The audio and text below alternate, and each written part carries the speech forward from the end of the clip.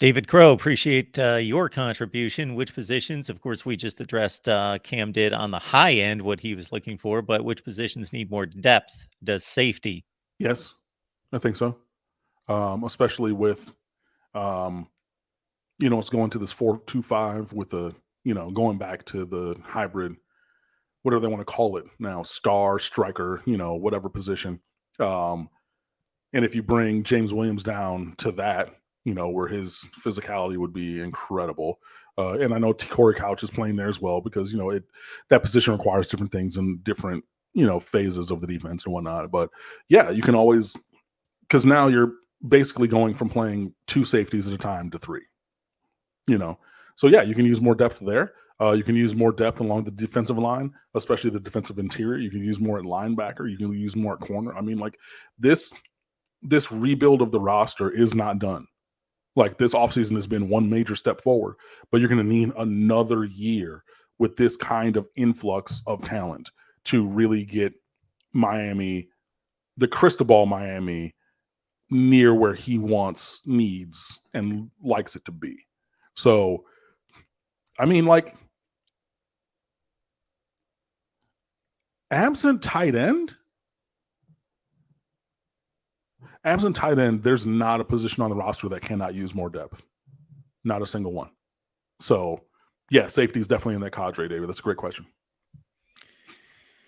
David, thank you for coming back with another contribution. I lived in Ohio all my life, and I am a Hurricanes fan.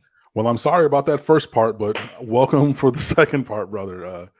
Yeah, I say that jokingly as a native Michigander, but yeah, hey, we're glad to have you, and I know that there's a lot of people, around everywhere who are Hurricanes fans. So it's really great to meet you virtually and everything. And thank you so much for pulling up for the show.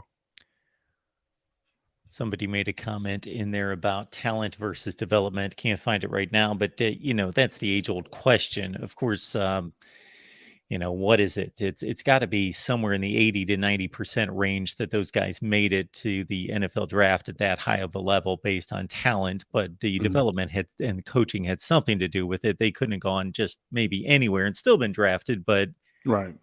Most of it was just flat out talent. But I mean, you're also talking about first rounders too. You're not just talking about your Benjamin Victors, who was a high school All-American from down here in Coconut Creek, right? And then goes up there, has a okay career, gets drafted in like what, the 5th or 6th? Like, we're not just talking about getting to the league, right?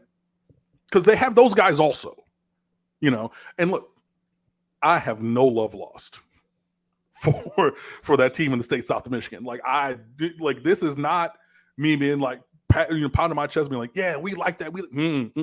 I hate them more than any other team, program, institution, as a staff, as a label, as a motherfucking crew. I cannot stand them. But what I'm not going to do is disrespect the work that they've done, and that's just objective facts. You look at who they've had and all these guys in the first round.